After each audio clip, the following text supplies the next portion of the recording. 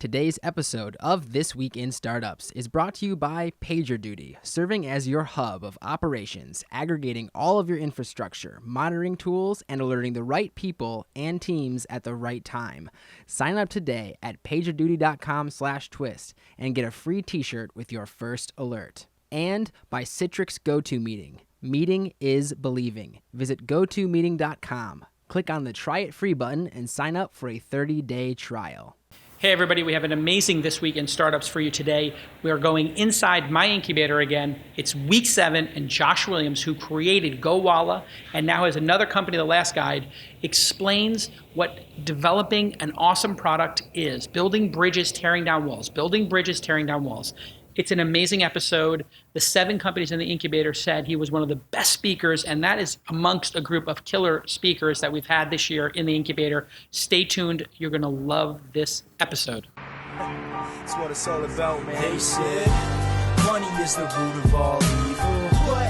Funny how it feeds my people. Yeah. We ain't gonna live like equals until we get the money, spend the money, and defeat you. Yeah. Money is the root of all evil. What? Funny how it feeds my people. Yeah. We ain't gonna live like equals until we get the money, spend the money, and defeat you. Kind of designy, but not really. A lot of this is like a designer who became a founder, and I'm actually not that great of a designer anymore. There are plenty of other people that run circles around any of the work that I still do. But I've gone through the ringer as a founder a couple of times now to know a bit what it's like working with designers and just like getting a company off the ground, and then also running them aground as well. So we'll go through that.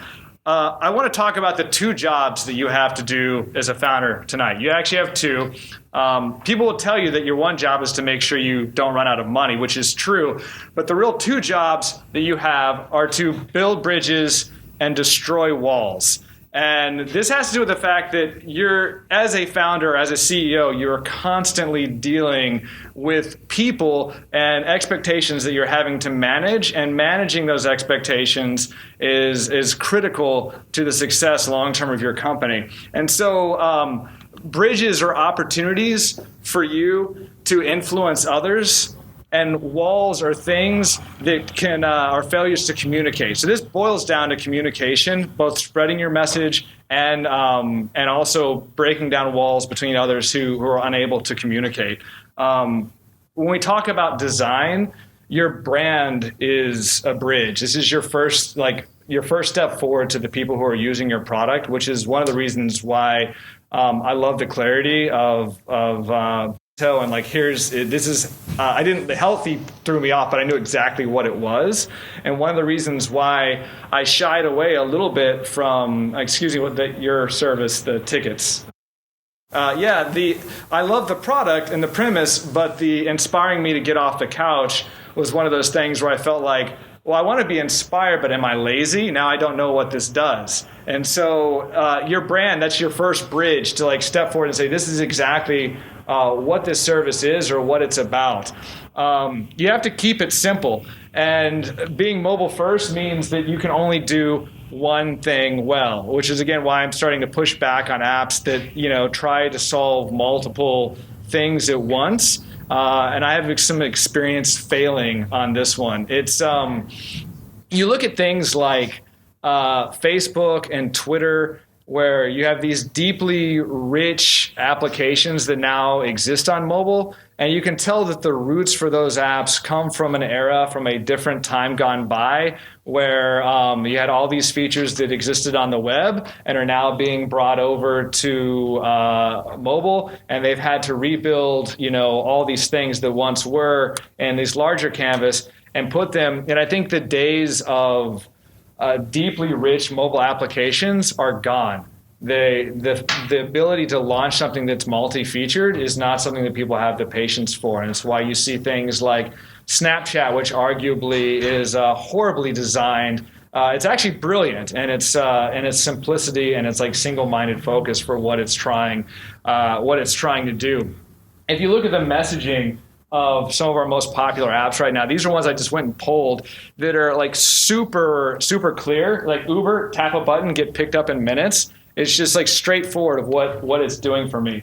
Airbnb is I'm renting unique places to stay from local hosts. And Forage, which is another one of my favorites right now, is recreating restaurant dishes at home. And it's like who doesn't want to do that? I can imagine in my head like who my favorite chefs are on Food Network, and I want to cook like them at home. It's a very clear value proposition. I threw up the one that we had at Gowalla, it was on our homepage, was discover and share places to go with your friends. And I crossed it out because we wrestled so much with this, and it just sucks. In retrospect, it sucks hard, and I can tell you why. It's the and the with. What we have is like, is this about discovering places? Is this about sharing places? It's social also. So yeah, you're doing it with your friends. And we wrestled over this so much of like, what is it that we're trying to do? Is this a service for finding places to go? Is this a social service where we're sharing those places? Or is it about figuring out where my friends are? And the actual user interface of our application reflected that. And it was really difficult for us to ever find like a single simple message. And ultimately, I believe is like one of the reasons why we were never able to quite build the product that we wanted to build. Now, Gowalla was charming. It was well designed given its features. People did love it, and we can talk about that a little bit more in a bit, of like the fan base and the community and some of the things that carried the service through some of its imperfections. But we never honed that simple message. And it's something that some of you are doing now, and those of you who aren't, like I dive into that. Complicated products lead to complicated messaging. So if your product has like too many features, you're already going to be fighting about like which one of these do I put front and center, and which one of these things am I telling a person on the street, this is why you should use my app, or why you shouldn't use somebody else's because ours does this thing extraordinarily well.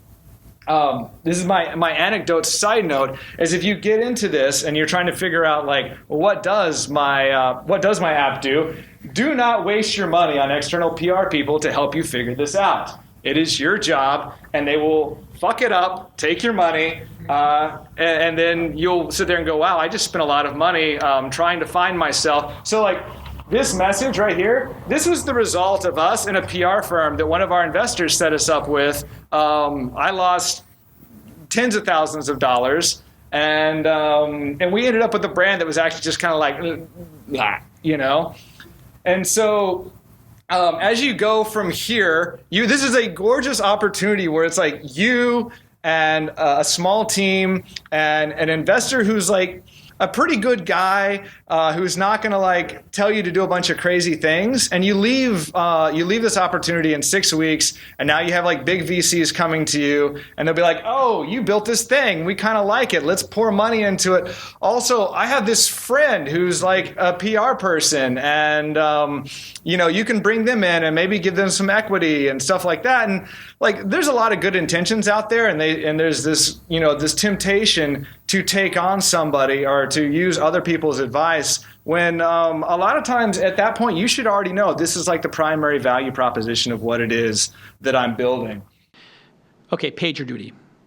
This is something that every startup and company at scale and everybody in between has to deal with. What is PagerDuty? If you're not in the technology space, you may not know. PagerDuty is what we put our most talented, important engineers through when they want to go to the movies, go to their child's soccer game, go on vacation.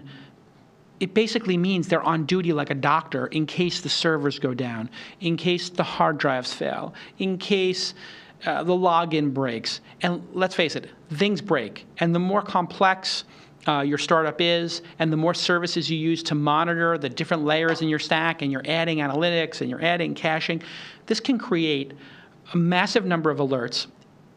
It can create chaos. And what PagerDuty does is they've spent millions of dollars building one system to put all of the alerts in one place and then figure out who should get each alert, who's on duty, and to make being on PagerDuty, which is the term we all use in the industry and happens to be the name of the startup, when you're on PagerDuty, if you use PagerDuty, it takes all the pain out. It just takes all the pain. You have an iOS and Android app that allows you to be on the go and get the alerts. And you don't want to roll your own monitoring system. Oh my God, no. I've been in many startups who are like, oh, we're going to make our own system. Then you have 5 developers or 10 developers or 20 developers, and you have 1 or 2 of them spending their time building something that's already built that you could buy for a fraction of their time and stay focused on your product. Don't try to roll your own. It's a waste of time. That would be like trying to roll your own Gmail. Would you roll your own Gmail? No. You'd be like, Gmail exists. Would you roll your own Microsoft Office or, Evernote? No. Those are things that you just use. You wouldn't roll your own QuickBooks or whatever else it is. PagerDuty is state-of-the-art, and it's affordable, and it's brilliant. PagerDuty gives Chartbeat one central place to send critical alerts. We now have a simple, easy process for on-call scheduling. That's Justin Lintz over the senior operations engineer at Chartbeat. Chartbeat, I'm an investor. I'm the first angel investor in that company. They're doing millions of dollars in revenue. They have clients who spend hundreds of thousands of dollars with them. They cannot go down. They need to be 24 hours because they're an analytics product that's used by the most important companies in the world. They're under pressure. PagerDuty relieves that pressure. Sign up today for a free 14-day trial at pagerduty.com/twist. pagerduty.com/twist, and you'll get a free t-shirt with your first alert. pagerduty.com/twist, and thank PagerDuty on Twitter. If you are a fan of the show, if you appreciate what producer Jackie, Emmy Award-winning producer Jackie, and director Jacob put into the show, what I put into the show, then please go ahead and thank at PagerDuty and the other sponsors and partners on the program for making independent media like This Week in Startups possible. We could not do it without them. Let's get back to this amazing episode. Thank you, PagerDuty. So since you're the one who's doing this, when we talk about design, something that each of you need to be doing is learning to write. If you're not comfortable writing, start doing it on a regular basis so you can become more comfortable writing. One of the hardest things about product design is simply being able to articulate what it is that you want to do or what it is that you're trying to explain to your customers. It's been said that copywriting is design. Jason Fried talks a lot about this, and I can't, emphasize that too much. As you learn to write, don't be a stupid computer. All of us, unfortunately, grew up in a world of technology that shaped us and gave us opportunities, but also got us used to error messages and other, vestiges of time gone by, where computers talk to us in ways that aren't normal. And I mentioned when was presenting earlier that I like this idea of applications and experiences feeling human. And I think this is something that as you learn to write and as you write copy for your own products, whether it's marketing copy or actually in-app copy, learning to write messages that aren't just like okay or finished or cancel or, again, error message speak, but instead, that looks great, let's move on. Or, if your brand voice, is appropriate for it, like, that effing rocks, go. And to see the human side of messaging come into apps, I think is one of the reasons why you're starting to see certain things take off, even, again, Snapchat that we wouldn't have expected before, just because it feels human, it feels irreverent, it doesn't feel like, a stupid computer that's talking to me. As we continue to talk about design, it's like, how do you spend your time? Some of you obviously have spent time on your logos so far. Some of you haven't. And people ask me like, oh, what about my brand? And how, who should I get to do that? How should I do it? It's not the most important thing. And it's one of those things that you can have a strong brand and you should put it out there. But it's also rarely the thing that makes an application or an experience. So I happen to, again, grow up as, with parents who are artists. I ended up becoming a print designer in my teens. And I've had the fortune of designing all the logos for every company that I've ever started. That's probably not typical. And, not everybody wants to design their own logo. It's a good thing worth outsourcing. It's also good or okay to go the cheap route and just say, I'm going to go to 99 Designs or one of these things and get something that works and is good enough for now to get me out the door and revisit it later. Airbnb had a hideous logo for the longest time, and it wasn't a thing that really, hindered them in the grand scheme of things. I think users are becoming a little bit more used to a high gloss and more professional look at this point, but it's not something that I would spend a whole lot of time on right now. If you're going to go down the nice route, swap some equity with like a really great designer and get him to come in and like do a bang up job. If you can design, like outsource brand design, should you be outsourcing your UX design? And generally my answer is like, no. This is something that ultimately and you understand your product, and you're the one who's going to have the best feel of like how it works or how it needs to work. And if you're going to bring on a contractor, I strongly believe in those people coming and embedding with you and working with you as if they're one of your team. I'd be very hesitant about taking your dollars and like giving it to a contractor that's working outside of your office and who's not able to, sit with you and like feel the pain of what you're feeling. I used to be on the contract side. And as a contractor, it's actually really unfulfilling to feel like, I'm making recommendations to this startup and they're not taking any of my ideas. And part of it is because I'm just not there. I can't live with them.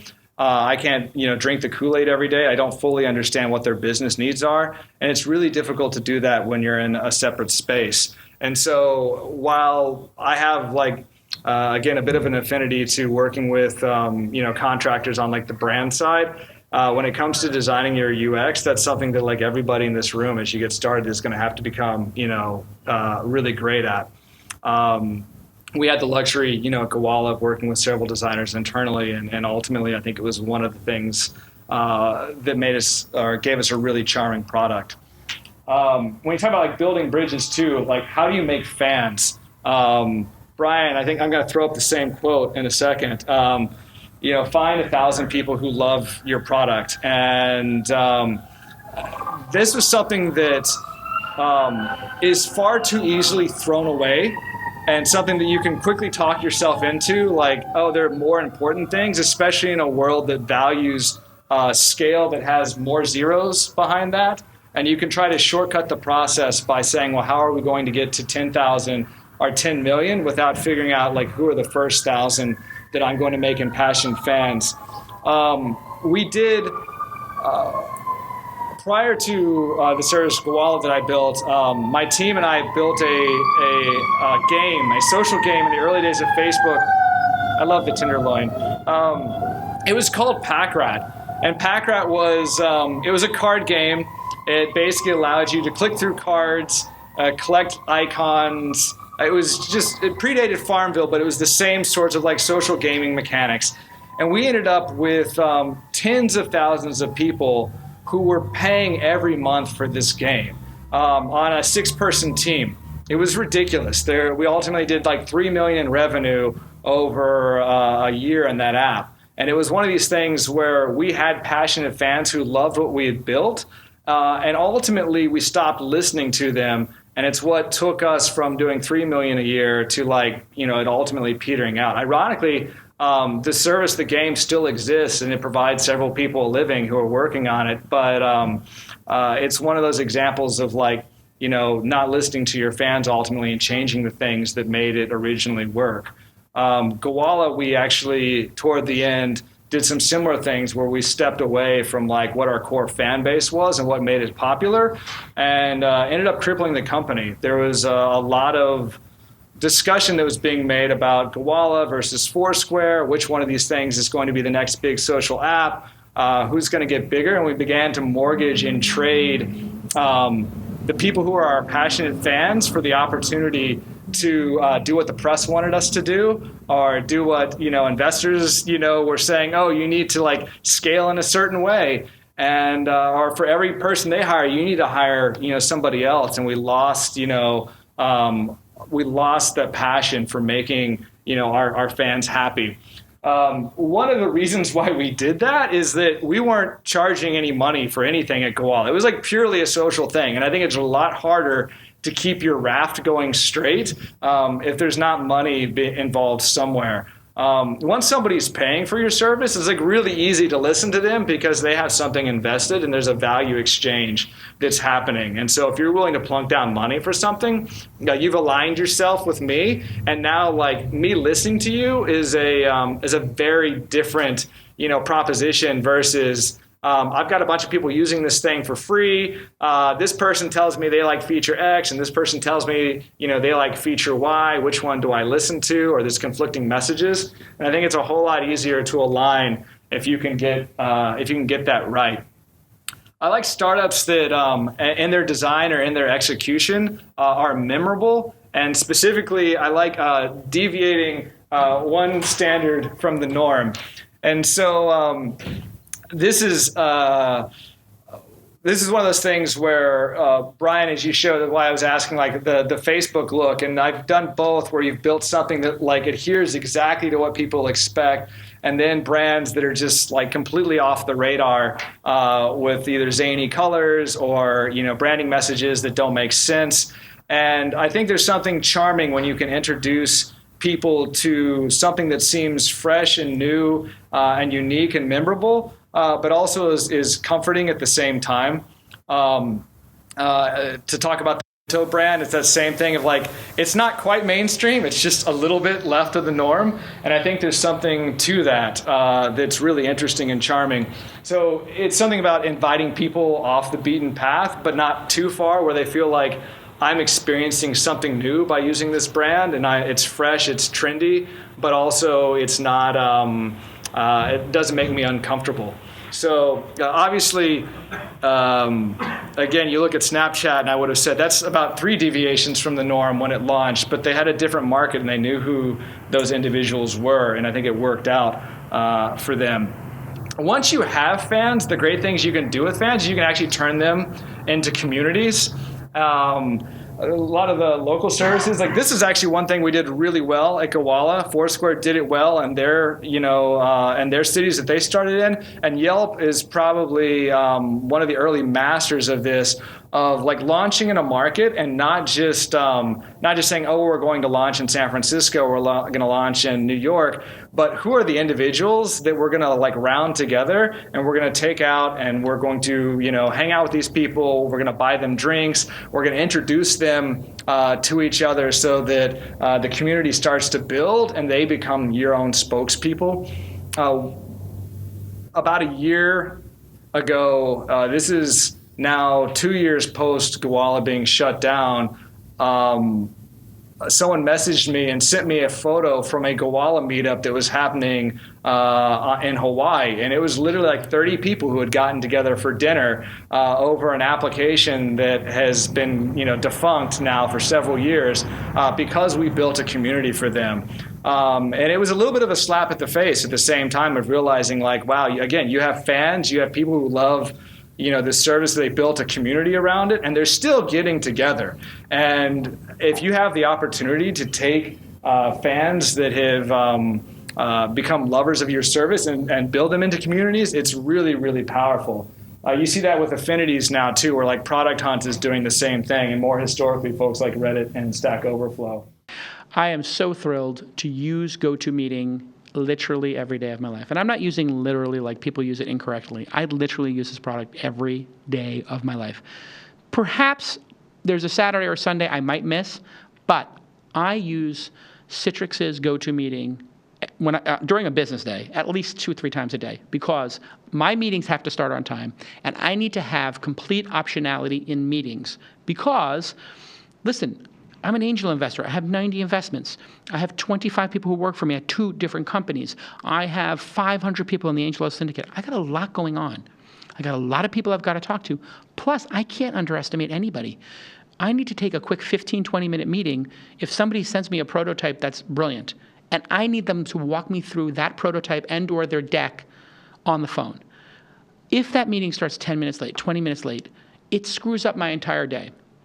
That's why I will not allow people to do a meeting with me with some free service or some low-quality service. I need the power and strength of Citrix's GoToMeeting to power me through 50, 60-hour weeks of meetings with people who want to change the world. Now, you may think I'm sounding a little bit silly here, but one meeting out of 2 or 3 going, haywire, even if it's just 1 out of 3, when you're doing 30 minutes a week, meetings a week, you're now only able to do 25. You're now only able to do 20. It can completely screw you up. GoToMeeting has a series of features that I use regularly. Number 1, you can record the audio of the call if you need to. Now, this is important sometimes because what I'll do is I'll say, hey, do you mind if I record this call? Because I want somebody else on my team to hear this because for due diligence or for the festival or for something else. That feature, killer. Then I have a chat room right in the interface. And I can turn off people's audio or video if I want to. So when some dopey person decides that they need to call into the meeting without a headset from a restaurant and you hear all that noise, as the meeting host, I can hit turn that person off. I can have HD faces, which is gorgeous HD quality. Like I'm talking really beautiful audio quality. And I make everybody use a headset, and it's so easy to go into the interface and pick what headset you're using. So that whole thing of like, oh, this free software doesn't know what headset I'm using or the microphone, or maybe it's using the other microphone, that doesn't happen on GoToMeeting because all they do is obsess about making this product amazing. And I can let you be the presenter. I can take back the presentation controls. I can let you be the presenter, and I have control of your computer so I can change the deck if I want to or use the product on your computer.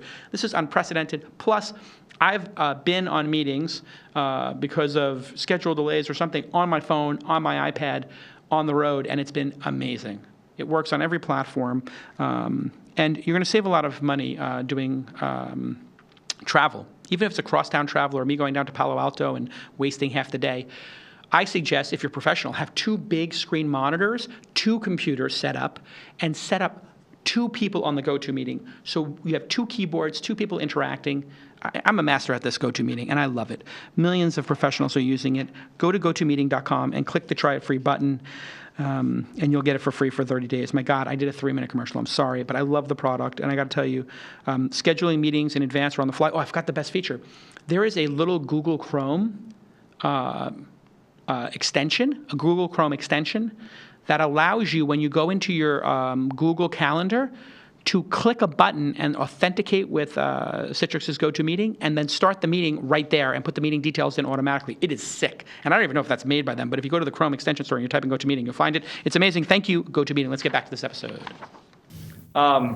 Become a good storyteller. This is another great part about like designing and crafting your message. One of the stories that I often like to tell, I'll give you my favorite, is this charm bracelet here belonged to my mom, and every one of these charms is representative of a different city.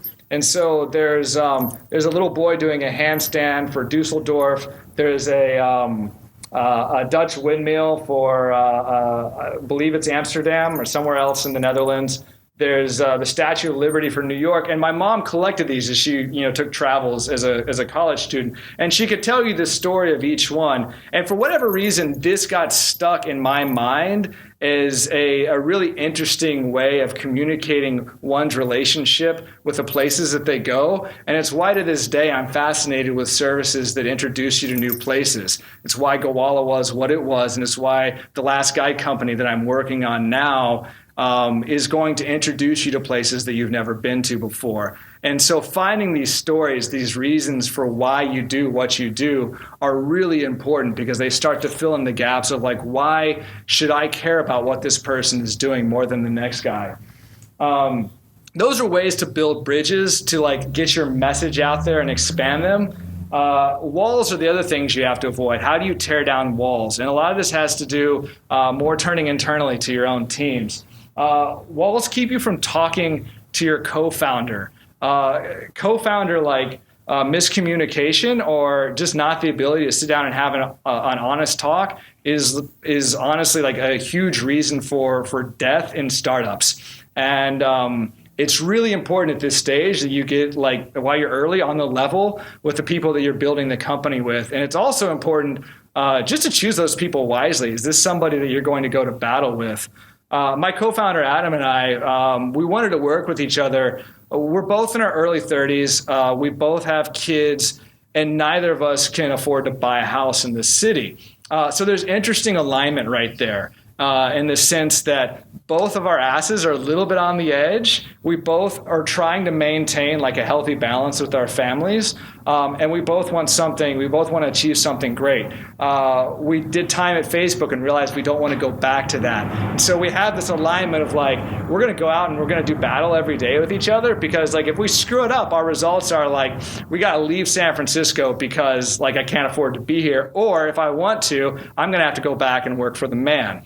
And neither one of us want that. And so with that alignment of realizing we're going at this together and we can openly communicate about like, hey, this is how I'm feeling at home right now, or these are like the stresses and pressures that I have on my father had some health issues last month, and being able to be open with my co-founder to be like, look, man, I've got some shit I've got to deal with for the next 6 weeks. You're going to have to hold the fort down.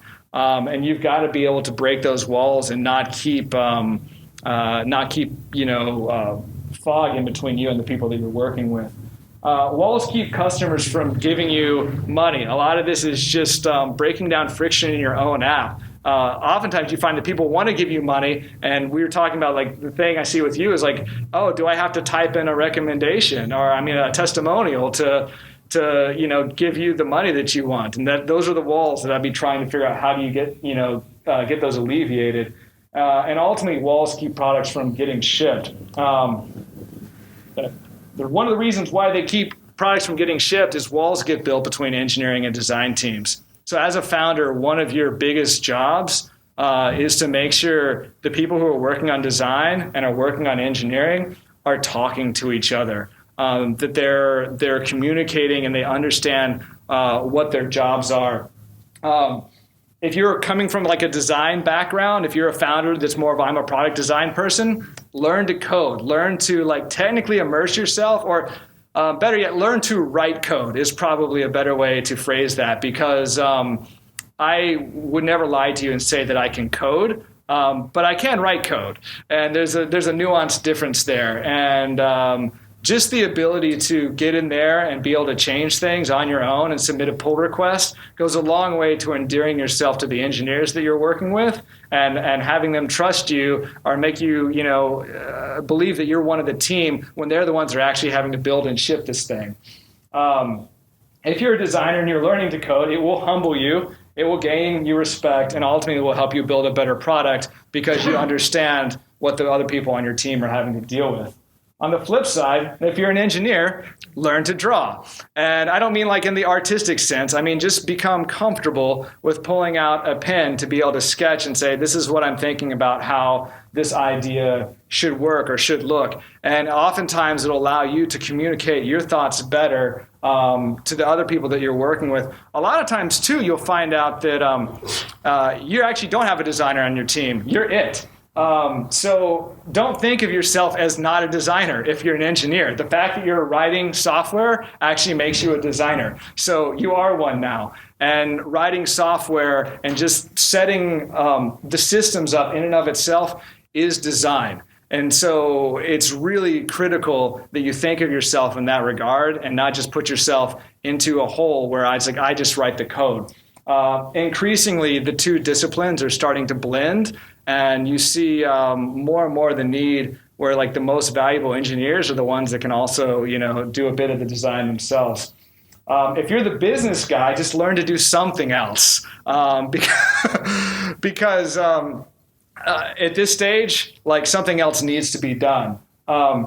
Do the work. There's a million things that need to be done in the company, and if you're waiting on designers and engineers to be the ones to build the thing, you've got a giant problem because you're taking up like payroll and overhead and everything else when there's like things that need to be done to actually get it out the door. My dad was a landscaper. I grew up in Texas. He grew up in Central Texas, and ultimately built a lot of, patios, outdoor kitchens, very like, suburban niceties for folks in North Dallas. But at the end of the day, he could lift a boulder and pull weeds with the best of them. And he would actually often be the last person out there who was lifting the boulders and pulling the weeds. And the amount of respect that he gained for the work that he did from the people that he was working with was tremendous. And it's one of those things that stuck with me. If you're the designer and you're willing to get in there and write code, or you're the engineer and you're willing to figure out, I'm not, the greatest at animating these transitions, but I'm going to figure out how to do it. Those are the things that start to tear down those walls between the two disciplines systems that allow that freedom of communication. It's one of the most horrible things about working in a large company where you see just people who can't communicate with each other at all because they expect it to be somebody else's, job to do a certain task. I've heard this a lot tonight already, is like show, don't tell. I won't dwell on it because I think you're getting it down. But one of my favorite ways to show and not tell that's really quick is if you have an idea and you want to figure out how do you quickly get that to somebody in a form they can understand how a flow should work. I keep a sketchbook with me, and I actually will draw that sketch, and then I'll use Scanner Pro or Scanbot or one of the apps that lets you basically make a PDF of a sketch and automatically save that to Dropbox. And I'll take a sequence of wireframe sketches of this flow should go from A to B to C, take them all, stitch them into a PDF in Scanner Pro, and dump them into a Dropbox that my entire team has, access to. And it's one of those great ways of I figured out how to solve this problem or one idea for solving that, that you can get a very low fidelity but understandable thing in front of somebody very quickly. I'm also a big fan of Flinto and Framer. If you haven't tried either of those, Flinto's one step above sketching, and Framer's 2 steps above sketching. Both of them stop short of actually building an app, but give you help you give really good demo. Don't work with people who aren't using your product. Make your team use your product. Hire people who use your product. The reason why GitHub is actually really well done is it's a bunch of programmers programming for programmers. It's, they just build stuff because they're using their own thing all day long and they feel their own pain. If you're building for parents, hire people who if they're not parents themselves, have nieces or nephews, have that understanding of this is what the pain's going to be like. If you're building for again, restaurant owners, you're the perfect example. You are the restaurant owner, and so those are the best ones that are out there. Everyone has to feel the pain in your company. If you've got folks that aren't using it, it's dead weight and you need to cut them, or better yet, just don't hire them in the first place. This is my favorite. Don't throw shit over the wall. Don't assume that something is somebody else's problem. And this is too often seen once your company starts to get a little bit more than 3 or 4 people. It's really quickly to bifurcate and say, well, this person's doing engineering, that person's leading up design. We're actually up an office 3 or 4 floors up, and we have a corner space where it really quickly just the physical space actually meant that we had a team that was collaborating over here and a team that was collaborating over there, and shit actually got thrown over the wall. And people wouldn't talk with each other and then expect at the end of the day that we could drop, a 2-liner into Slack and say, oh, well, such and so is supposed to deal with that now. And there's something about, getting together and being able to physically communicate that's really, really important. Don't tolerate people throwing shit over the wall. I think, again, the same thing.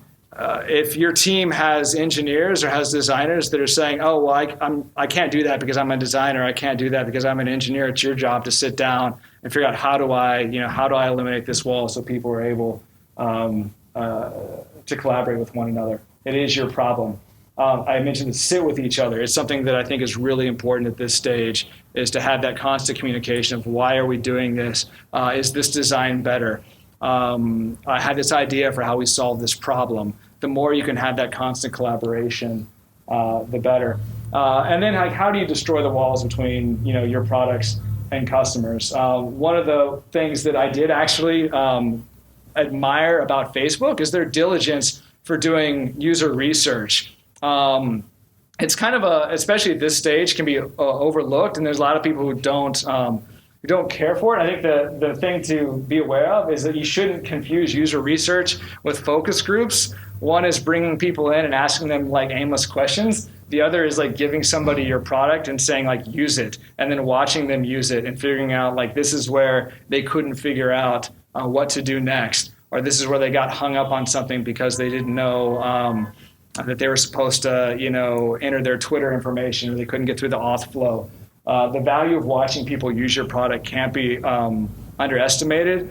And I would get diligent about it. Make it like something that you regularly do once you launch it, like call somebody in, give them a gift card, slap it down, and like film them using it so that you remember like what happened afterward. So that you can go back and sit down and say, this is a real person using our app. This is where they got stuck, or this is where they had a smile on their face. Be wary of platform obstacles. These are other walls that can get in between you and your customer. A big one that hit us lately is we built a keyboard for iOS, iOS 8. It turns out that switching keyboards on iOS 8 is a real pain in the butt. We did it because we thought there was an opportunity to gain some early mover momentum. But as it stands, the ecosystem is such that it's really difficult, and we can't change it because it's in Apple's domain. There are things that we're waiting on them to fix, and you really don't want to get yourself like stuck in a position where your success is pinned on somebody else fixing something. Make it easier to do things people already do. Again, back to the tickets. Like if you're somebody who's in, or if I'm somebody who likes to go out, the fact that I can spend $25 and get 2 tickets a week is just amazing. So I'm a big fan of that sort of product. Simplify it. Again, I've talked about this already. Make it do one thing well.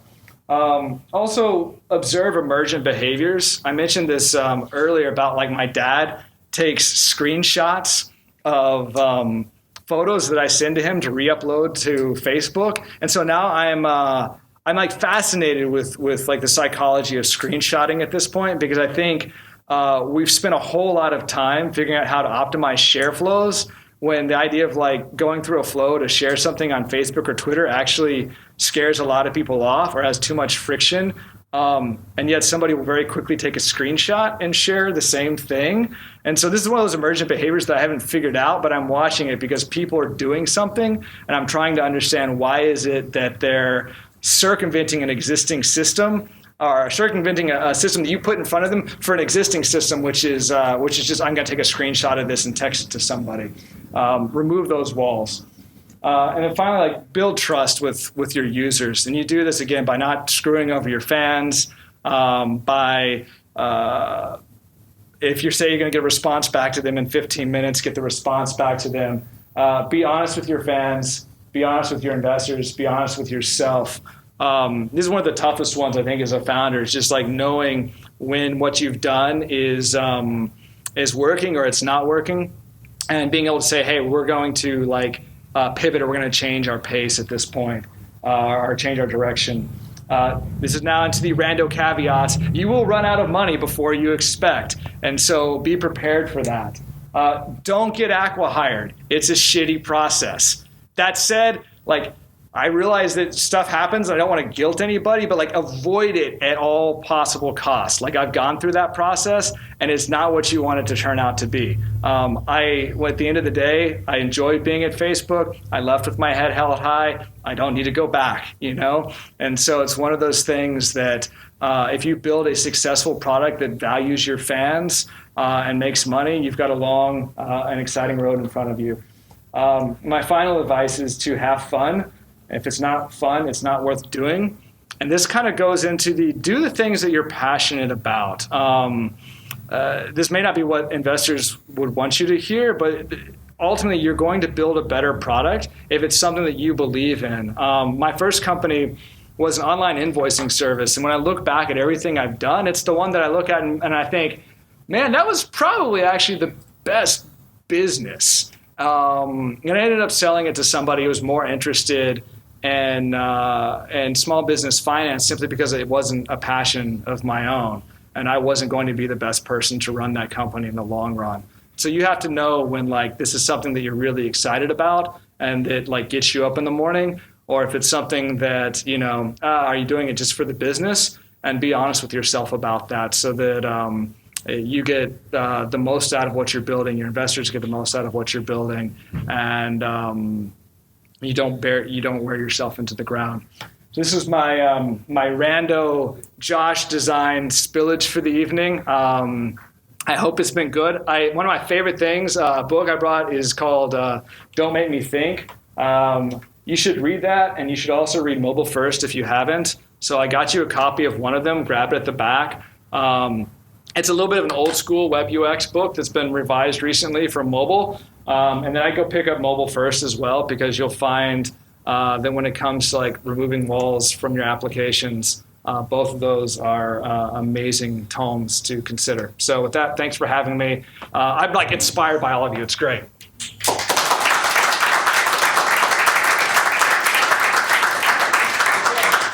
That was awesome.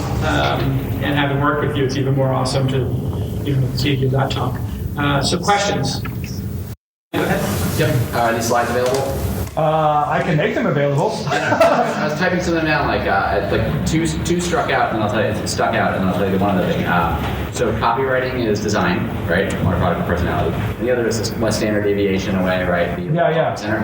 Like those two are sort of take notes on it and stuff. So I'd like to get the rest of that. And then when you talk about the co-founders, there are like 3 things you said, and finally on the third one, tap Jonathan. That's us. So those are really good. I mean, I'm a Subversion guy, but I learned to get pull, so I'm on the team and checking stuff out and seeing what breaks, right? It's a funny thing. So thank you.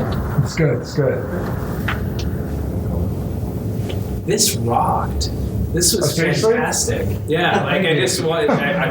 It was great. And that's all. When you look at design today, what do you think if somebody really looks at themselves and says, I really don't have taste. I'm not a good designer. I can't tell you what good design is. How can somebody who feels they're not good at design actually learn what is good design? What little things do they do to just be able to identify? What do you do to stay sure? That's a tough one. I think as a founding team now, just due to the fact that the bar has gotten a lot higher than it was 5 years ago, even when, we built and shipped Gowalla, which at the time was, people lauded for, it's really great mobile design. The bar is like just so much higher. And, if you're in that situation, and you're not that person, I would desperately be looking for somebody who shares the same vision, whatever that vision it is, who has that taste, and figure out how you align yourself with that person. How do you, say, hey, I'm building this thing. How, come alongside me and help me, decode this. To be honest, it's really difficult for me to say, like, how do you fix that problem? Because I don't have any experience on that side. And as I've gotten older and I realized that my own design skills aren't as great as the next generation, I've just hired the next generation. You have to just get somebody that's better than you.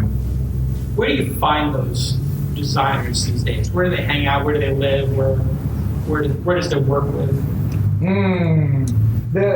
Historically, you'll hear answers, or more recently, Dribbble is like this designer community that people will go and troll through, mock-ups that designers have uploaded. It's Dribbble with 3 Bs. If you haven't been there, it's actually a decent place at least to go and get inspiration or ideas. The caveat on Dribbble is that there's a lot of people who have Flash, but not a lot of substance there, and that's the thing you have to be wary of. More often now, I think you're seeing people look for schools that have even small schools that have good design programs, and trying to figure out how do you get a student or two to come out of that. And so there's actually a couple small schools that Facebook recruits heavily out of, and they're schools that you would never expect or you never heard of, and they just found they got one person that came from those places, and they just feed people back straight out of there. And so finding one of those schools and just establishing a relationship is really helpful. More questions? I also really enjoyed your talk, and loved how humble you are and how you shared your failures as well as your successes. So kudos to that. That was really inspiring. I wanted to hear more about designing one standard deviation from the norm, because that's really interesting to me, but I'm not sure what are some actual apps that I could look at that have done that. I'm gonna pull out my phone right now to see what sticks out of me. There's an app called, have any of y'all used Duolingo at all? So Duolingo is an app that helps teach you a second language. Rosetta Stone historically is something you would have gone and used for the same thing. Duolingo has this app icon that's a bird with 2 eyes. It has nothing to do with